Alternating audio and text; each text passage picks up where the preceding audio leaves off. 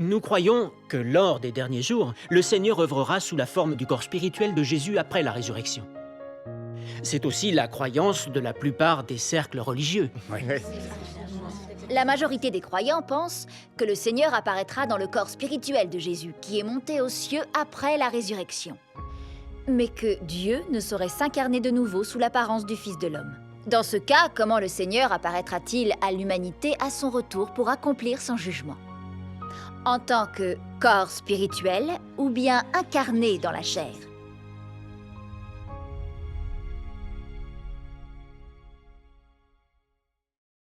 Louons le Seigneur. Sœur Zheng et Sœur Mingyu, vous venez de dire à l'instant que la chose dont les prophéties parlent le plus dans la Bible est l'œuvre du jugement de Dieu lors des derniers jours. Il y a au moins 200 passages dans la Bible où il est écrit que Dieu viendra pour accomplir son jugement. Oui, c'est la vérité. Cela a été clairement exprimé dans la première lettre de Pierre, chapitre 4, verset 17. Il dit « C'est le moment où le jugement va commencer par la maison de Dieu ». Il semble que le jugement de Dieu des derniers jours soit une certitude. Rendons grâce à Dieu. Ce dont vous êtes témoin, c'est Dieu des derniers jours, s'incarnant pour accomplir son œuvre de jugement. C'est différent de nos croyances habituelles. Nous croyons que lors des derniers jours, le Seigneur œuvrera sous la forme du corps spirituel de Jésus après la résurrection. C'est aussi la croyance de la plupart des cercles religieux. Oui. Ce concept du Seigneur qui revient, apparaissant à l'humanité et œuvrant sous forme charnelle, c'est quelque chose qu'on a du mal à comprendre. S'il vous plaît, expliquez-nous.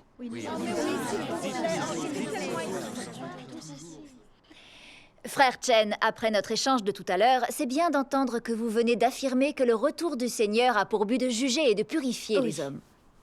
Ce qui n'est pas encore clair, c'est la façon dont va revenir le Seigneur.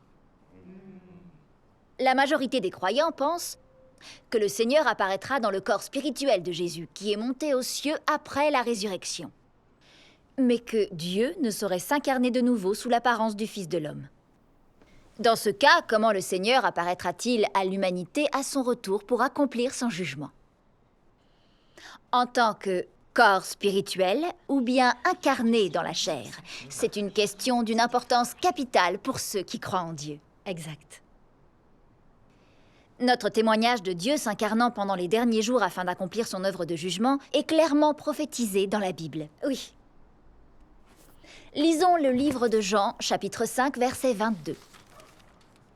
Le Seigneur Jésus a dit « Le Père ne juge personne, mais il a remis tout jugement au Fils. » Maintenant, regardons le livre de Jean, chapitre 5, verset 27.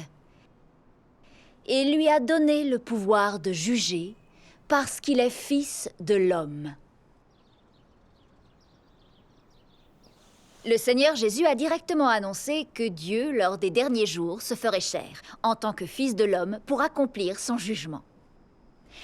Toutes les références au Fils ou au Fils de l'homme sont, c'est certain, des références au Christ qui s'est fait chair. Par exemple, Jésus, dans sa forme charnelle, était le Fils de l'homme. Né en tant qu'être humain, doté d'une humanité normale, adoptant l'apparence d'une personne normale et ordinaire pour vivre parmi les humains. C'est pourquoi on appelle le Fils de l'homme le Christ. En effet. Bien sûr, ça semble évident. S'il était pur esprit, on ne l'appellerait pas le Fils de l'homme.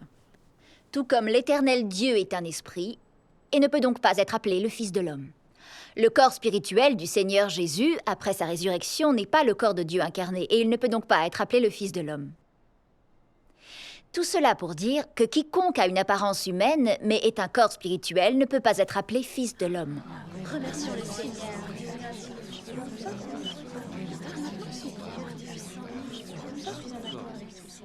Comme le Seigneur Jésus le déclara, « Comme l'éclair resplendit et brille d'une extrémité du ciel à l'autre, ainsi sera le Fils de l'homme en son jour.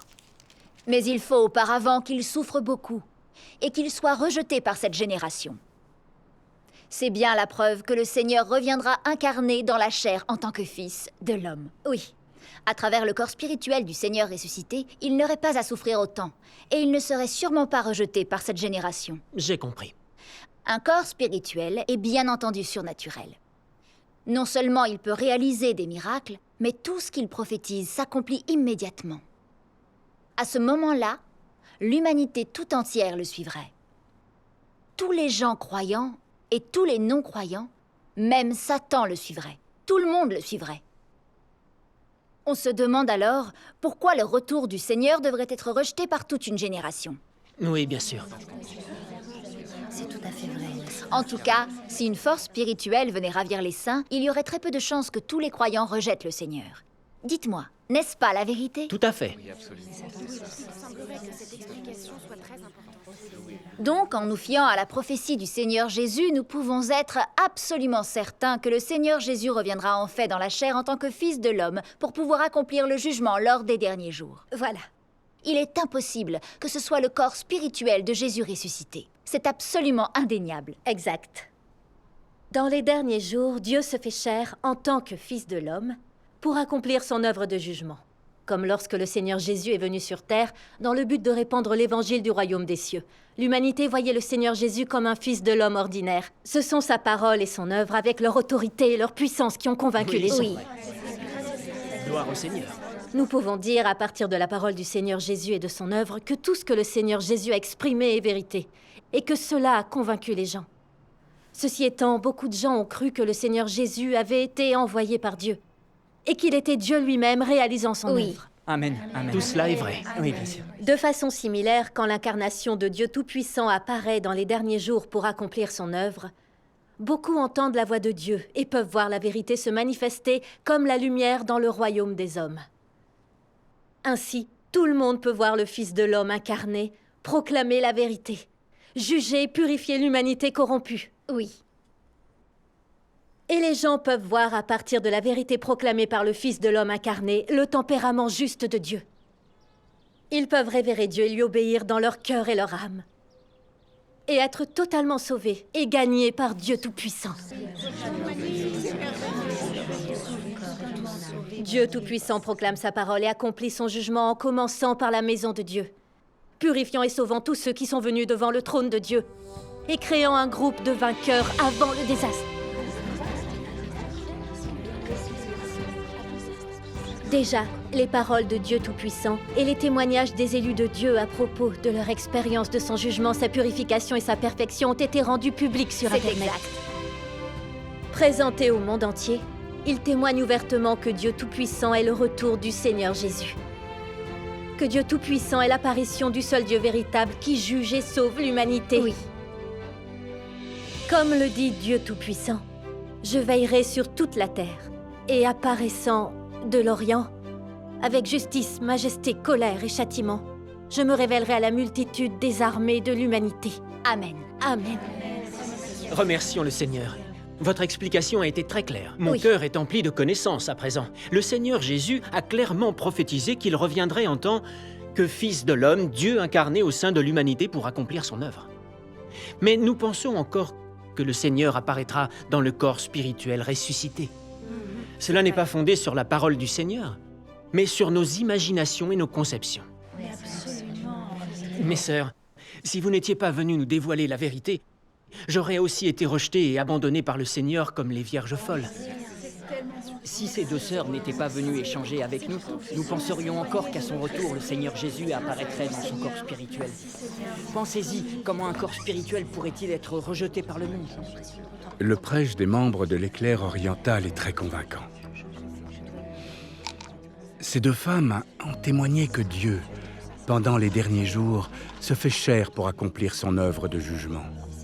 Ce qu'elles disent est en effet conforme à ce que dit la Bible. Mais si nos fidèles entendent cela, ils commenceront tous à suivre le mouvement de l'éclair oriental. Ces femmes ne vont-elles pas voler ainsi tous les fidèles de l'Église? Décidément, mon devoir est de leur rendre la tâche difficile. Sinon, je vais passer pour un incompétent. Et plus personne ne sera encore là pour écouter mes sermons.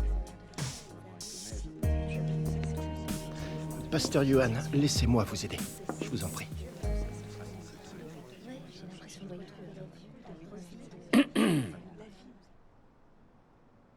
Sœur Zeng, vous avez déclaré que Dieu s'incarne à nouveau comme fils de l'homme et accomplit son œuvre de jugement en commençant par la maison de Dieu. Tout à fait exact. Ceci correspond entièrement à la prophétie de la Bible.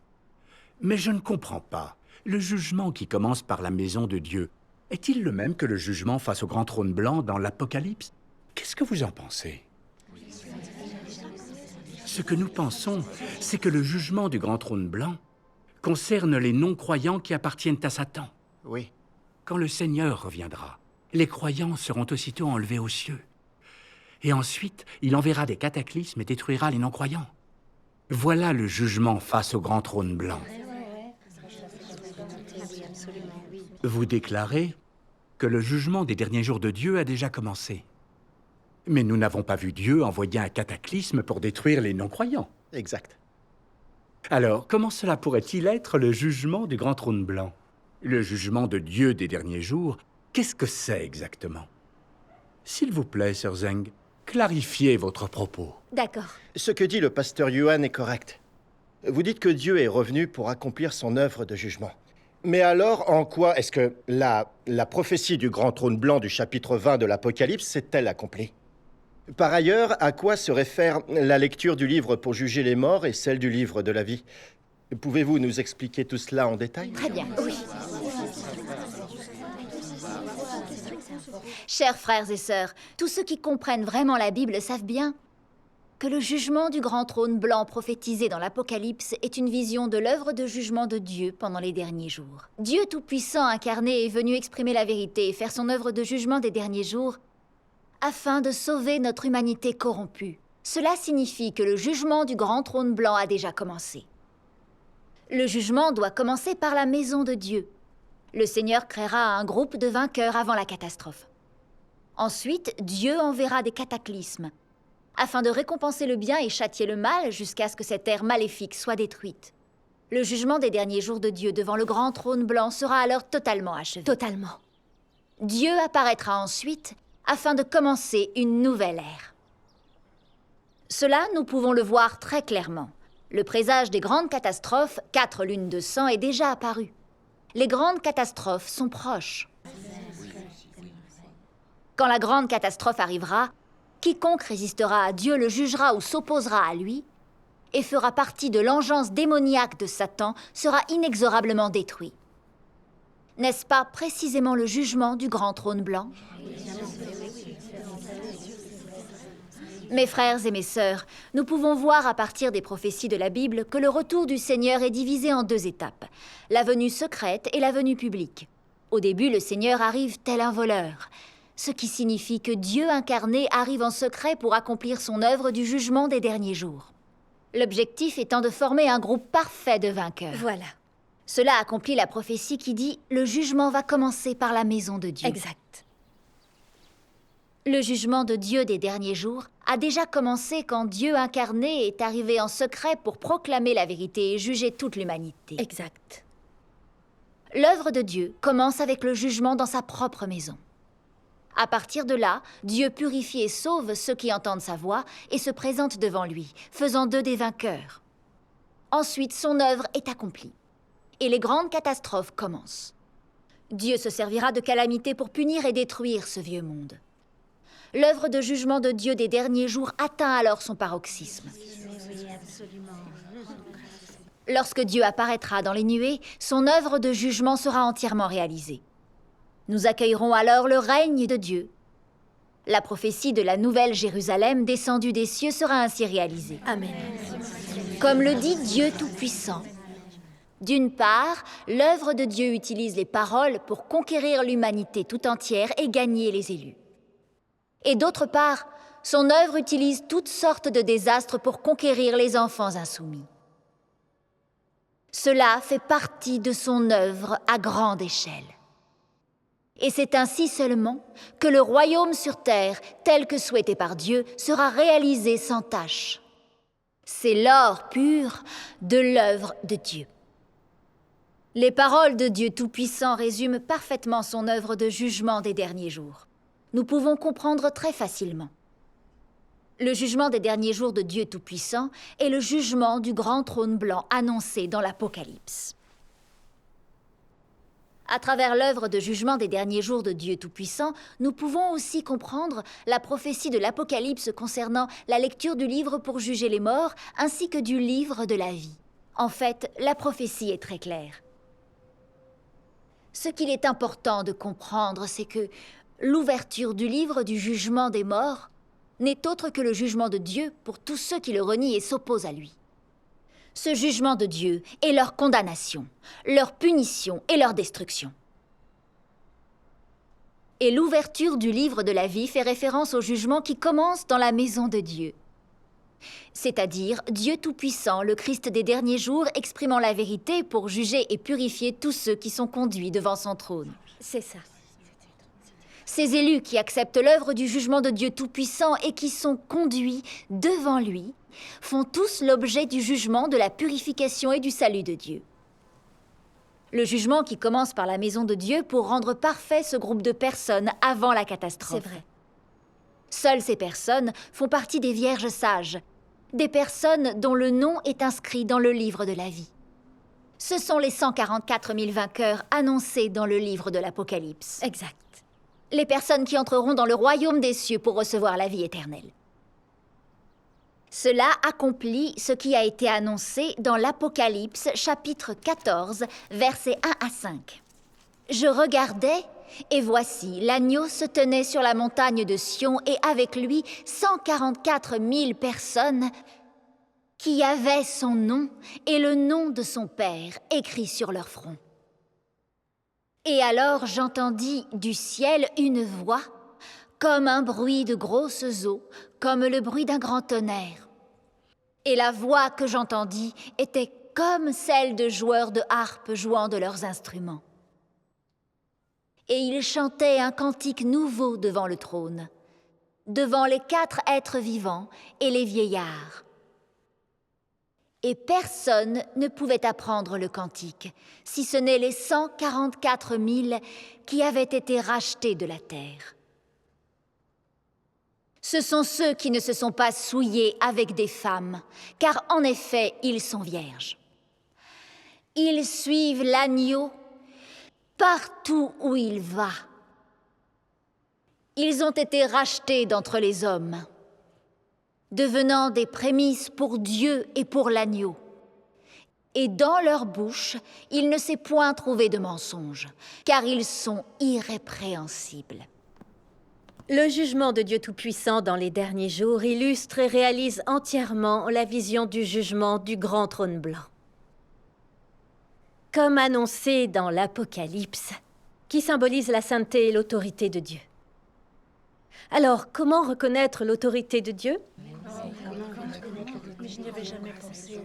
Nous le savons tous, Dieu créa le ciel, la terre et toutes les choses par sa parole. Il utilise sa parole pour guider, purifier et sauver l'humanité. Pour accomplir toutes choses. Exact. La parole de Dieu représente son autorité. Ce que Dieu dit se réalisera, ce qu'il ordonne s'accomplira. Dieu tient toujours sa parole et sa parole doit s'accomplir et ce qui est accompli le sera pour l'éternité. Amen. L'œuvre de Dieu Tout-Puissant des derniers jours est celle de la parole. Dieu se sert de sa parole pour contrôler l'univers entier et l'humanité tout entière. Il se sert de sa parole pour guider, pour soutenir l'humanité. Et maintenant, il se sert de sa parole pour juger et purifier l'humanité. Exact. Lisons quelques passages de la parole de Dieu Tout-Puissant. Très bien. Dieu Tout-Puissant dit « Je veux amener les peuples de toute la terre au pays de Canaan.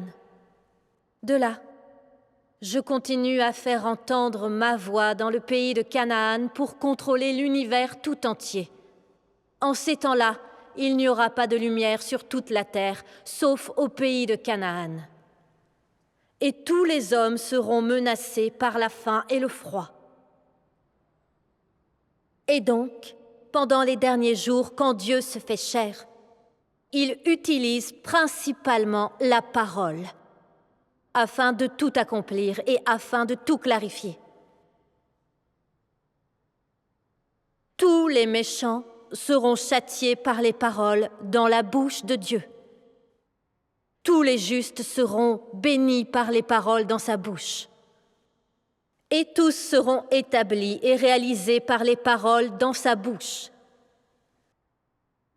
Dieu lui-même ne montrera ni miracle ni prodige, tout sera accompli par ces paroles. Et ces paroles produiront la réalité. Tout le monde sur la terre célébrera les paroles de Dieu. Qu'ils soient adultes ou enfants, hommes, femmes, vieux ou jeunes, tout le monde se soumettra aux paroles de Dieu. L'expression de la parole de Dieu Tout-Puissant est comme l'éclair qui part de l'Orient et brille jusqu'en Occident. Tous ceux qui retournent devant le trône de Dieu seront purifiés et rendus parfaits par cette parole qui expose les pharisiens hypocrites qui haïssent la vérité, ainsi que toute personne maléfique qui nie Dieu et lui résiste. Au même moment, elle abat tous les fils de la désobéissance. L'œuvre du jugement de Dieu Tout-Puissant sur la terre lors des derniers jours montre que Dieu est déjà assis et règne sur son trône. C'est exact. Et même si ce vieux monde maléfique et empli de ténèbres existe encore, diverses calamités vont bientôt s'abattre qui détruiront ce monde. Il n'y a pas de force sur la terre qui puisse détruire le royaume de Dieu. Et aucune force qui puisse supprimer l'œuvre de Dieu ou l'empêcher de se poursuivre. Dieu exerçant son autorité pour accomplir son œuvre de jugement est semblable à son trône dans le ciel. C'est quelque chose que personne ne peut ébranler, que personne ne peut changer. C'est un fait établi. Bien sûr. Comme Dieu Tout-Puissant le dit, le royaume de Dieu s'étend au sein de l'humanité. Il se forme au sein de l'humanité. Il s'établit au sein de l'humanité. Il n'y a aucune force qui puisse détruire mon royaume. Oui. Voilà l'autorité et la puissance que déploie la parole de Dieu. La puissance de la parole de Dieu exercée sur terre est Christ régnant sur la terre. C'est déjà Dieu régnant sur son trône, régnant sur la terre. On voit donc ainsi clairement que le royaume de Dieu est déjà descendu sur terre. C'est un fait que personne ne peut nier. Amen. Par là, on peut voir que la volonté de Dieu est déjà entièrement faite sur la terre comme au ciel. Le Seigneur Jésus a dit « Que ton règne vienne, que ta volonté soit faite sur la terre comme au ciel. » L'Apocalypse, chapitre 11, versets 15 à 17 a aussi prophétisé. Le 7e ange sonna de la trompette, et il y eut dans le ciel de fortes voix qui disaient « Le royaume du monde est remis à notre Seigneur et à son Christ, et il régnera au siècle des siècles. »